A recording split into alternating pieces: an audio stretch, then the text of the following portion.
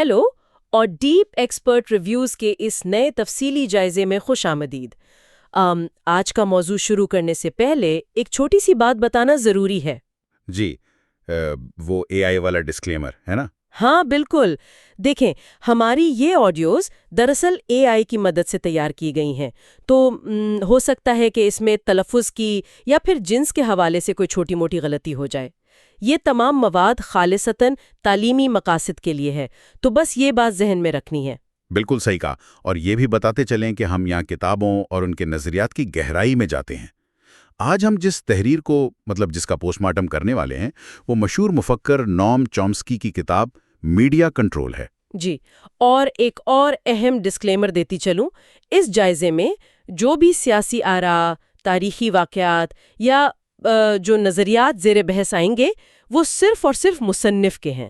ہم کسی خاص سیاسی نظریے، چاہے وہ دائیں بازو کا ہو یا بائیں بازو کا، اس کی نہ تو حمایت کر رہے ہیں اور نہ مخالفت۔ بالکل، ہمارا مقصد صرف اس بات کا ایک غیر جانبدارانہ جائزہ لینا ہے کہ مصنف کے مطابق ایک نام نہاد آزاد معاشرے میں معلومات اور پروپیگنڈا کس طرح کام کرتے ہیں۔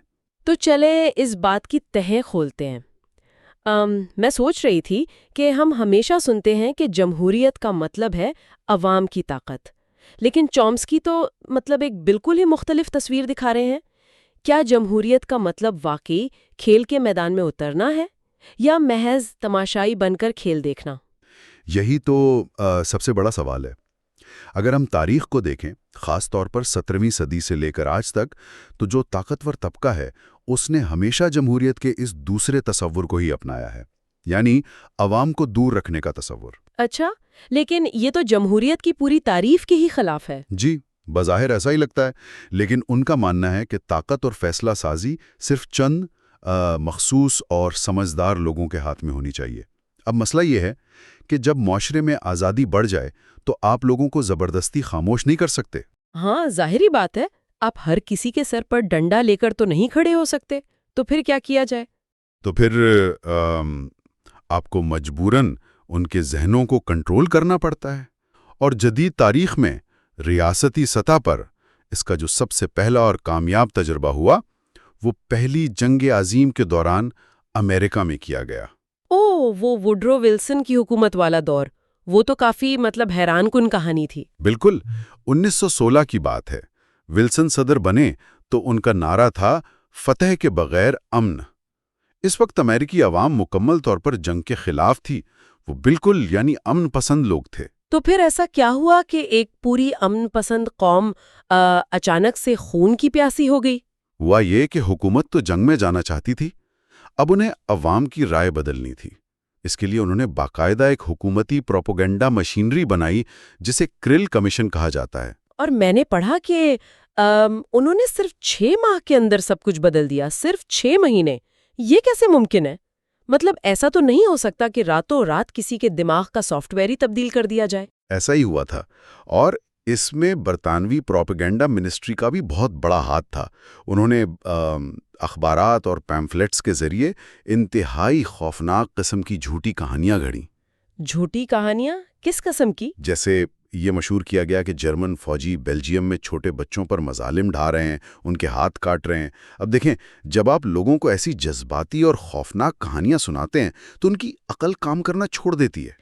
یہ تو ہے، جذبات میں آ کر تو انسان اندھا ہی ہو جاتا ہے۔ بالکل، اور جنگ کے بعد اسی کریلے کمیشن کے ہتھ کنڈوں کو استعمال کر کے انہوں نے مزدور یونینز کو تباہ کیا اور ملک میں ایک نیا خوف پھیلا دیا جسے ریڈ سکیئر کہتے ہیں۔ اچھا، ایک بات بتائیں، یہ عام لوگ تو شاید ڈر گئے ہوں گے، لیکن جو پڑھا لکھا طبقہ تھا، جو دانشور تھے، کیا انہوں نے یہ سب آنکھیں بند کر کے مان لیا تھا؟ یہاں جو چیز سب سے زیادہ حیران کن ہے وہ یہ ہے کہ اس پروپیگنڈے کو پھیلانے میں سب سے آگے ہی پڑھے لکھے لوگ تھے۔ کیا واقعی؟ جی، اس وقت ایک جان ڈیوی سرکل ہوتا تھا۔ یہ ان ترقی پسند دانشوروں کا گروہ تھا جو خود کو کمیونٹی کے ذہین ترین ارکان سمجھتے تھے۔ تو کیا وہ جان بوجھ کر جھوٹ پھیلا رہے تھے؟ انہیں لگتا تھا کہ عام عوام جو ہے نا وہ بے وقوف ہے، تو انہیں ڈرا دھمکا کر صحیح راستے پر لانا ان کی ذمہ داری ہے۔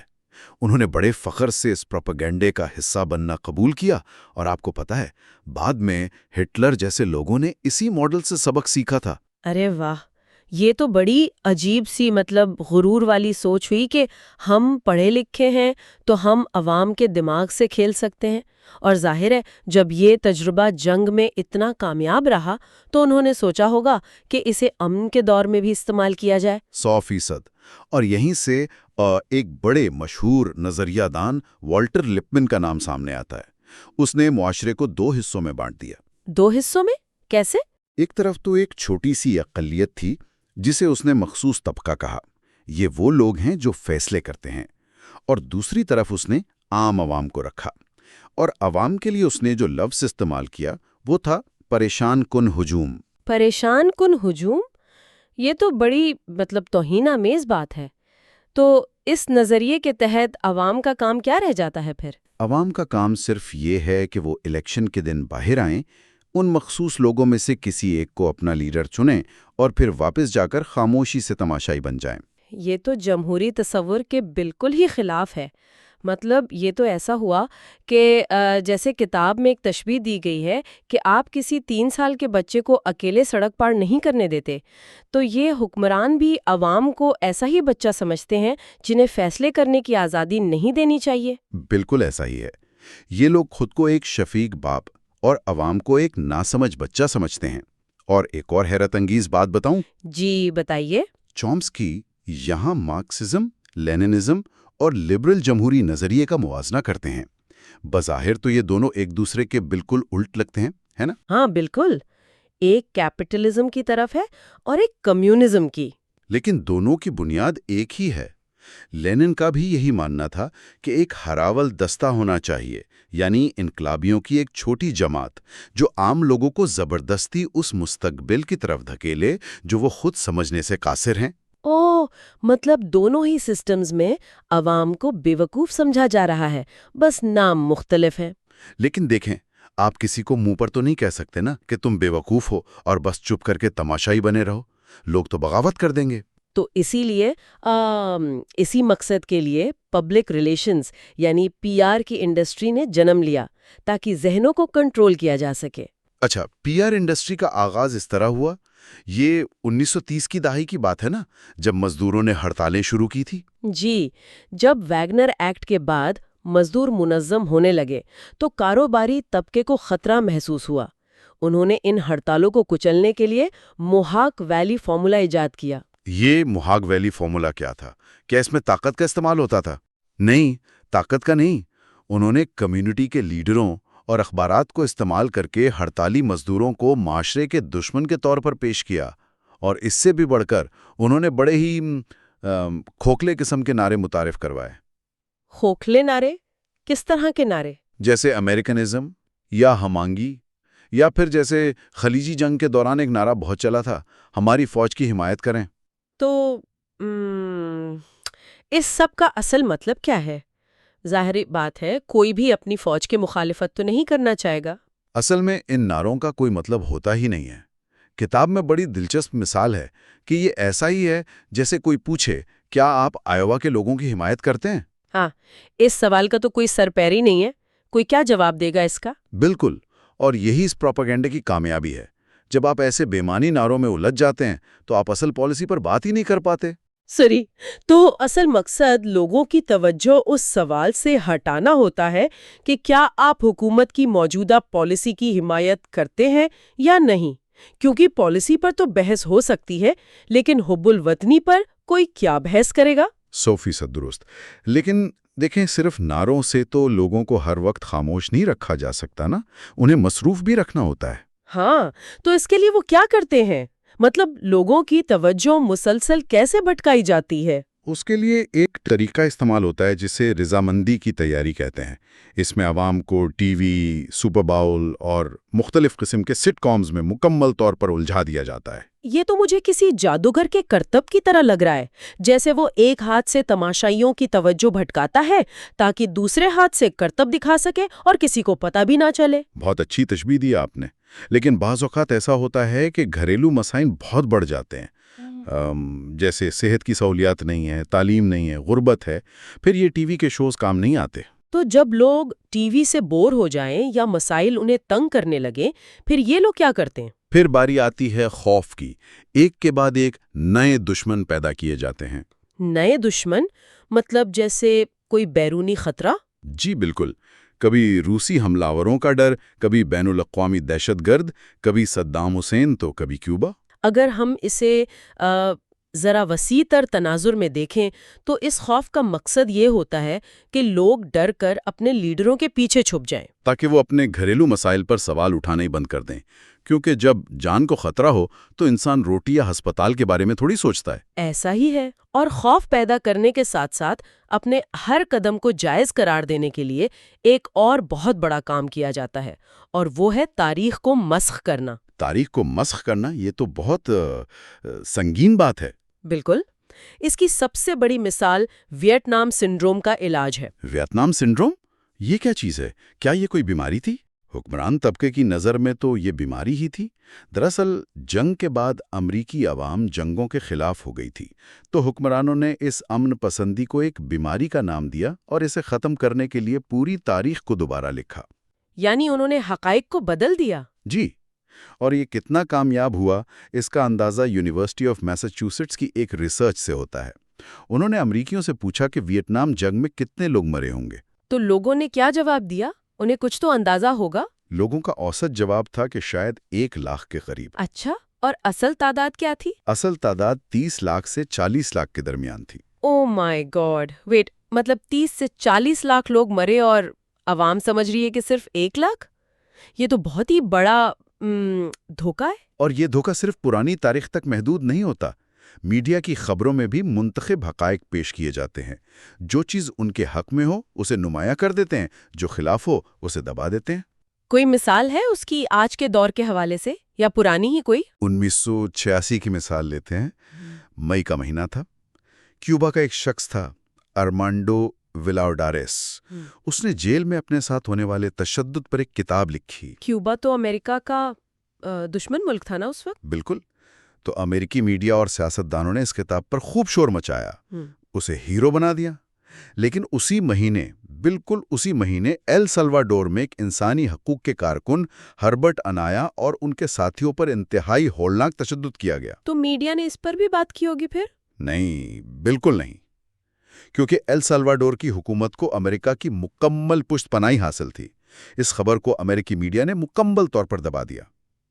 کسی اخبار نے فرنٹ پیج پر کچھ نہیں چھاپا۔ یہ تو مطلب میں سوچ کر ہی حیران ہو رہی ہوں کہ یہ سب ایک کھلے اور آزاد معاشرے میں کیسے ممکن ہے۔ مطلب وہاں کوئی فوجی ڈکٹیٹرشپ تو ہے نہیں جو اخبار کے دفتر میں بندوق لے کے کھڑی ہوں، تو پھر میڈیا ایسا کیوں کرتا ہے؟ یہ ایک انتہائی اہم سوال کو جنم دیتا ہے کہ آزادی کی حالت میں ریاستی پروپیگنڈا کتنا پراسرار اور طاقتور ہو سکتا ہے کہ سچائی جھوٹ کے پہاڑوں تلے خود بخود دب جاتی ہے۔ میڈیا کے مالکان اور وہ مخصوص طبقہ، ان سب کے مفادات ایک ہی ہوتے ہیں، انہیں کسی ڈنڈے کی ضرورت نہیں پڑتی۔ یہ تو کافی مایوس کن تصویر پیش کر دیا آپ نے۔ تو کیا سب کچھ ختم ہو چکا ہے؟ کیا ہم بس ایک کٹ پتلی ہیں سارے نظام میں؟ نہیں، خوش قسمتی سے اتنے گہرے پروپیگنڈے کے باوجود سب کچھ ختم نہیں ہوا۔ ایک مزاحمتی کلچر اب بھی زندہ ہے۔ مزاحمتی کلچر؟ اس سے کیا مراد ہے؟ مطلب لوگ اب جاگ رہے ہیں؟ جی، 1960 کی دہائی سے لے کر اب تک عوام میں کافی تبدیلی آئی ہے۔ ماحولیاتی تحریکیں دیکھ لیں یا حقوق نسواں کی تحریکیں، یہ سب اس بات کا ثبوت ہے کہ لوگ اب آنکھیں بند کر کے ہر بات نہیں مانتے۔ ہاں، یہ تو ہے، اب لوگ سوال اٹھاتے ہیں۔ اس میں ایک بہت نمایاں چیز جینڈر گیپ ہے۔ جنگ کے حوالے سے مردوں اور عورتوں کی سوچ میں اب بہت نمایاں فرق آ چکا ہے۔ یعنی عورتیں جنگ کے خلاف زیادہ آواز اٹھا رہی ہیں اب۔ بالکل، اور یہ بتاتا ہے کہ جب لوگ تنہا نہیں ہوتے، مل کر بیٹھتے ہیں تو وہ سچ تلاش کر ہی لیتے ہیں۔ پروپیگنڈا اس وقت سب سے زیادہ کامیاب ہوتا ہے جب ہم اکیلے ہوتے ہیں۔ یہ تو بہت ہی گہری بات کی آپ نے۔ تو اگر ہم صرف سکرینوں کے سامنے اکیلے بیٹھنا چھوڑ دیں اور اپنے ارد گرد کے لوگوں سے بات چیت شروع کر دیں تو ہم اس کنٹرول سے باہر نکل سکتے ہیں؟ جی، یہی اس پوری کتاب کا ایک امید افزا پہلو ہے۔ تو آج کے بعد جب بھی جب بھی ہم کوئی خبر پڑھیں یا کوئی بہت ہی مقبول نعرہ سنیں تو ہمیں خود سے یہ ضرور پوچھنا چاہیے کہ کیا یہ واقعی میرا اپنا خیال ہے یا یہ میرے لیے کسی اور نے تیار کیا ہے؟ یہ سوال ہمیں ایک تماشائی سے باشعور شہری بنا سکتا ہے۔ بالکل، یہی وہ سوچ ہے جو تبدیلی لا سکتی ہے۔ تو ہم اپنی اس تفصیلی بحث کو آج یہیں روکتے ہیں۔ یہ سب اتنا گہرا تھا کہ ہمیں اس پر مزید بات کرنی ہوگی۔ ہم اپنے اگلے حصے میں اگلے چیپٹر کے ساتھ اس گفتگو کو جاری رکھیں گے۔ جی بالکل، ابھی تو بہت کچھ باقی ہے۔ تب تک کے لیے اپنے خیالات پر غور کرتے رہیے اور سوال اٹھانا مت چھوڑیے۔ اگلے حصے میں ملاقات ہوتی ہے۔ کبھی کسی جادوگر کو سٹیج پر کرتب دکھاتے ہوئے دیکھا ہے؟ وہ ہمیشہ یہ چاہتا ہے کہ ہم اس کے دائیں ہاتھ کی طرف دیکھیں۔ ہاں، تاکہ ہماری توجہ اسی طرف رہے۔ بالکل، اس کی چمکدار چھڑی، اس کی حرکات پر ہماری پوری توجہ ہو، تاکہ ہم یہ نہ دیکھ سکیں کہ اندھیرے میں اس کا بایاں ہاتھ اصل میں کیا کر رہا ہے۔ ہم اپنی جگہ پر بیٹھے بس یہی سمجھتے ہیں کہ ہم سب کچھ دیکھ رہے ہیں۔ مطلب ہمیں لگتا ہے کہ ہماری نظروں کے سامنے سب کچھ عیاں ہے نا؟ ہاں، لیکن حقیقت میں ہم صرف وہی دیکھ رہے ہوتے ہیں جو وہ ہمیں دکھانا چاہتا ہے۔ صحیح۔ اور دیکھیں، یہ مثال صرف کسی تھیٹر یا تفریح کی حد تک محدود نہیں ہے۔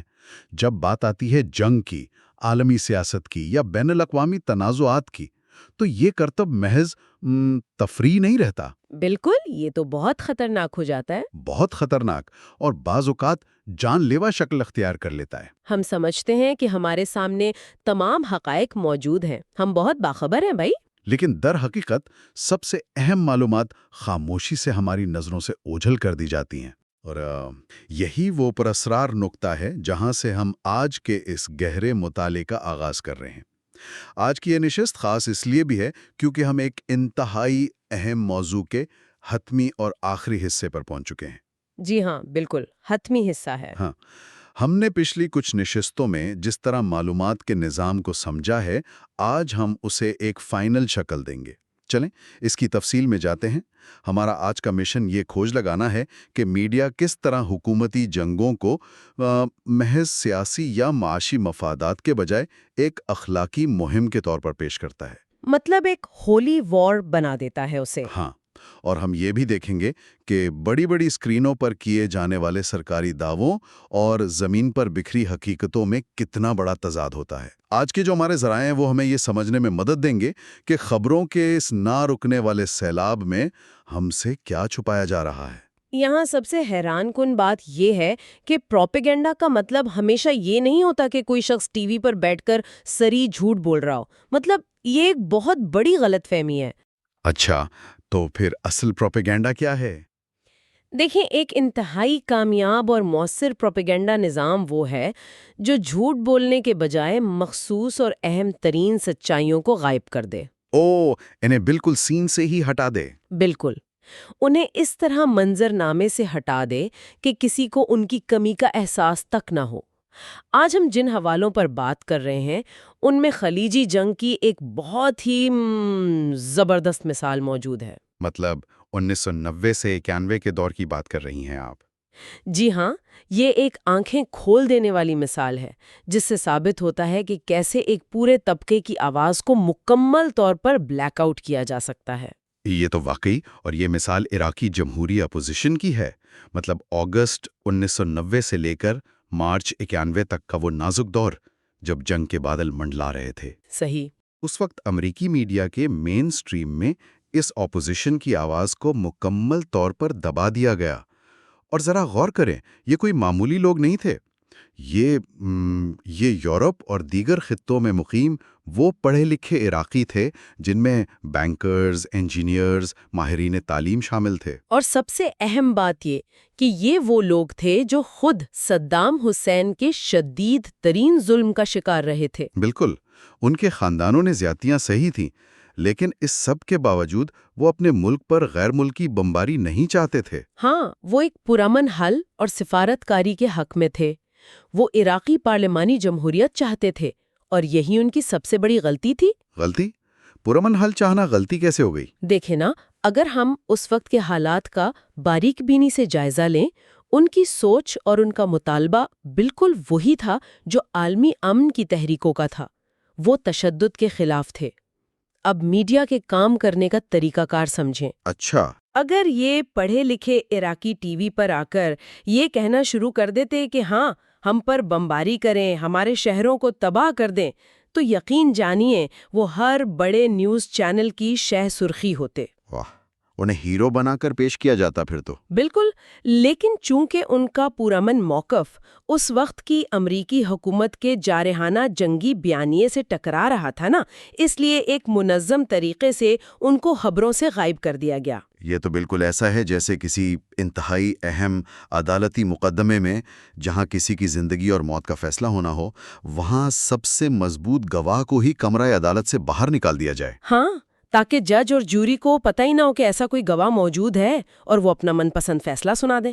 لیکن ذرا رکیے، کیا واقعی ایسا جان بوجھ کر کیا گیا؟ میں بس یہ سوچ رہا ہوں کہ کیا واقعی اتنی بڑی سطح پر کسی پورے طبقے کی آواز کو شعوری طور پر دبایا جا سکتا ہے کہ عوام کو خبر تک نہ ہو؟ مطلب جنگ کی افراتفری بھی تو ہوتی ہے نا؟ یہ بہت اچھا سوال ہے، اور اکثر لوگ یہی سوچتے ہیں کہ شاید یہ محض اتفاق ہو، لیکن یہیں سے ہمیں یہ سمجھنا ہے کہ رضامندی پیدا کرنا، جسے ہم مینوفیکچرنگ کنسنٹ کہتے ہیں، وہ کیسے کام کرتا ہے۔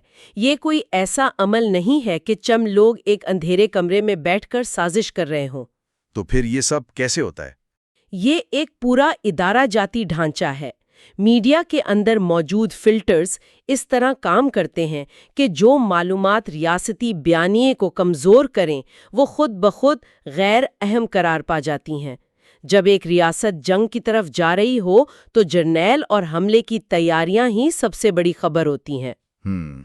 جو آواز اس بہاؤ کو روکے گی وہ سسٹم کے فلٹر سے گزر ہی نہیں سکے گی۔ بالکل، اور اس فیصلے کو عوام کے سامنے جائز ثابت کرنے کے لیے ایک خاص قسم کا اخلاقی پردہ ڈالا جاتا ہے۔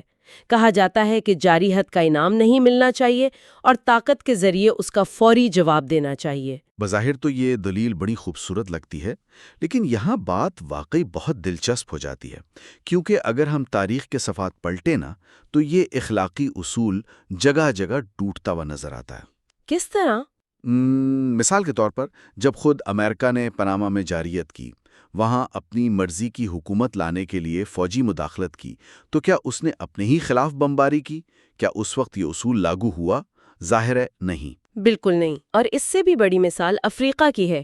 جب جنوبی افریقہ نے نمیبیا پر غیر قانونی قبضہ کیا تھا اور اس قبضے کے دوران 15 لاکھ افراد مارے گئے تھے۔ 15 لاکھ؟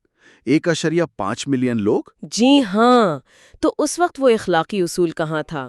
اس وقت تو امریکہ نے جنگ کے بجائے 20 سال تک خاموش سفارتکاری کا راستہ اپنایا۔ اچھا، یہ تو حد ہے۔ کیا یہ صرف حکومتی منافقت ہے یا میڈیا اس منافقت کو عوام تک پہنچنے سے روکنے میں ایک ڈھال کا کام کر رہا ہے؟ مطلب کوئی بھی باشعور نوجوان 2 منٹ میں اس دلیل کو رد کر سکتا ہے، تو میڈیا کے وہ بڑے بڑے تجزیہ کار خاموش کیوں رہے؟ انہیں سب نظر آ پے، لیکن ان اداروں کے اندر ایک خاص قسم کا ڈسپلن کام کر رہا ہوتا ہے۔ اگر ایک بڑا اینکر بیٹھ کر یہ کہہ دے کہ ہم عراق پر تو حملہ کر رہے ہیں لیکن پاناما میں بھی تو ہم نے جارحیت کی تھی نا، تو وہ شخص مین سٹریم میڈیا میں زیادہ دن ٹک نہیں سکے گا۔ ہاں، اسے غدار یا ریاست کا دشمن کہہ دیا جائے گا۔ بالکل، تو ایک مفاہمت طے پا جاتی ہے کہ بھائی ہم صرف اسی جارحیت پر بات کریں گے جسے ریاست جارحیت سمجھتی ہے۔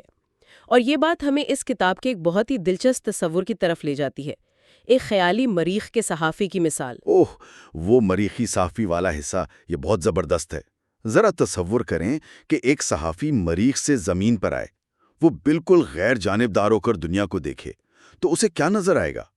وہ مریخی صحافی یقیناً ہماری دنیا کی رپورٹس دیکھ کر سر پکڑ لے گا۔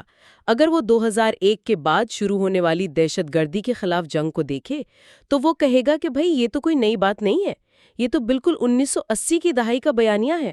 مطلب ریگن کے دور کی بات ہو رہی ہے۔ ہاں، اگر ہم اسے وسیع تر تناظر میں دیکھیں تو وہی افراد جیسے ڈونلڈ رمزفیلڈ اور جان نیگروپونٹے جو اسی کی دہائی میں مشرق وسطی اور وسطی امریکہ میں پالیسیاں چلا رہے تھے، 2001 کے بعد بھی وہی لوگ کلیدی عہدوں پر تھے۔ بالکل، 1980 کی دہائی میں انہوں نے نکاراگوا کی حکومت کو ایک کینسر کہا تھا جسے کاٹنا ضروری ہے، اور پھر سالوں بعد وہی کینسر والی تشبیہ مشرق وسطیٰ کے لیے استعمال ہوئی۔ یہی تو پروپیگنڈے کی اصل طاقت ہے۔ چہرے اور ہدف بدل جاتے ہیں، لیکن ریاستی پروپیگنڈے کا ڈھانچہ اور الفاظ بالکل وہی رہتے ہیں۔ یہ ایسا ہے جیسے ایک ہی پرانی فلم کی کہانی کو نئے ویلن اور پرانے ڈائریکٹرز کے ساتھ دوبارہ سینما میں لگا دیا جائے بالکل صحیح تشبیہ دی۔ اور عوام کو لگے کہ یہ ایک بالکل نئی کہانی ہے، اور اس پوری کہانی میں جو لفظ سب سے زیادہ استعمال ہوتا ہے وہ ہے دہشت گردی۔ جی، اور اب اس کی سرکاری تشریح اور میڈیا کے دوہرے معیار کو دیکھیں۔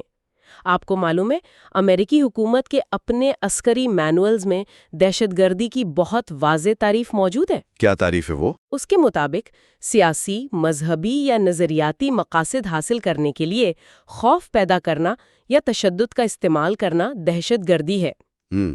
تو میڈیا سے استعمال کیوں نہیں کرتا؟ یہ تو بہت واضح تعریف ہے۔ وہ اس لیے نہیں کرتے کیونکہ اگر وہ تعریف لاگو کی جائے تو ریاستوں کے اپنے کئی اقدامات خود بخود دہشت گردی کے زمرے میں آ جائیں گے، جیسے نکاراگوا میں امریکی مداخلت، جس پر عالمی عدالت نے باقاعدہ سزا دی تھی۔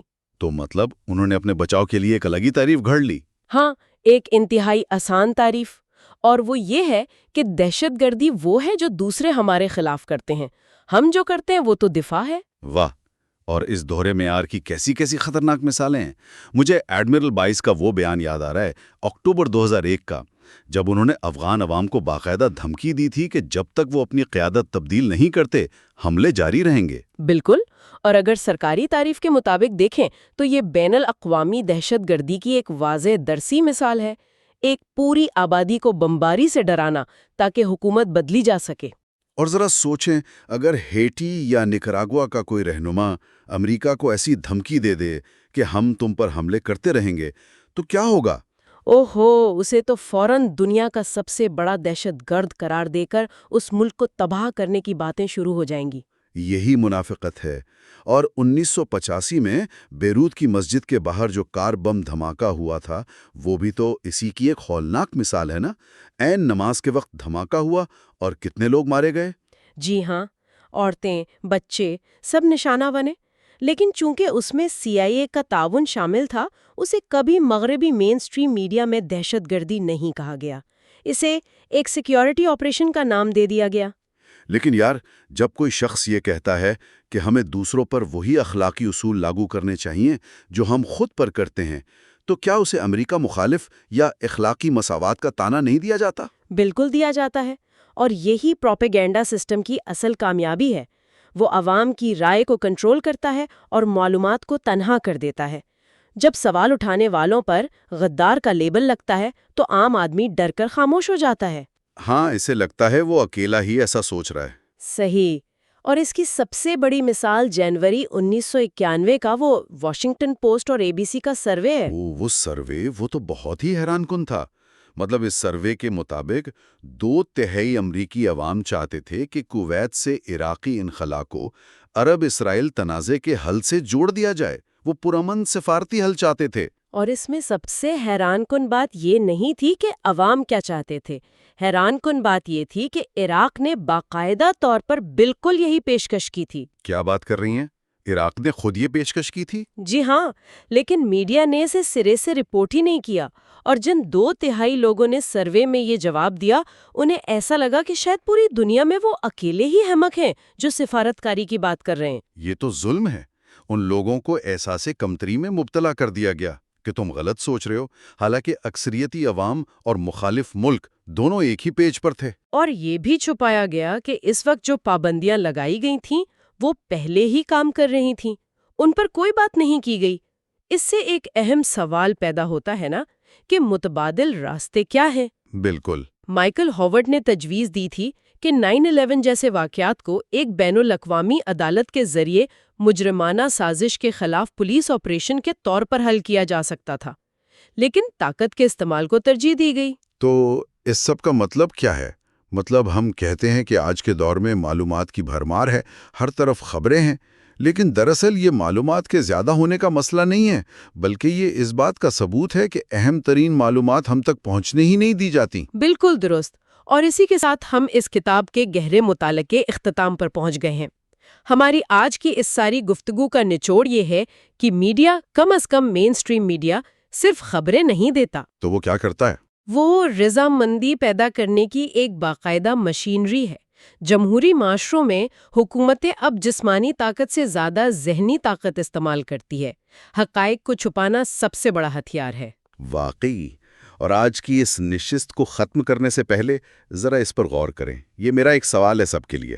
جی کہیے۔ اگر آج سے 30 یا 40 سال پہلے کا میڈیا ایک مکمل قوم کی آواز کو دبا سکتا تھا اور حقائق کو چھپا کر لوگوں کو تنہا محسوس کروا سکتا تھا، تو آج کے اس جدید دور میں جب ہر انسان کے ہاتھ میں ایک اسکرین ہے، وہ کون سی غائب آوازیں ہیں جو اس وقت اس مریخ کے صحافی کو تو صاف نظر آ رہی ہوں گی، لیکن ہمارے اسمارٹ فونز اور خبر رساں اداروں نے انہیں مکمل طور پر خاموش کر دیا ہے؟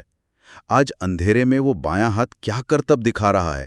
یہ ایک ایسا سوال ہے جس کا جواب ہمیں خود ڈھونڈنا ہوگا۔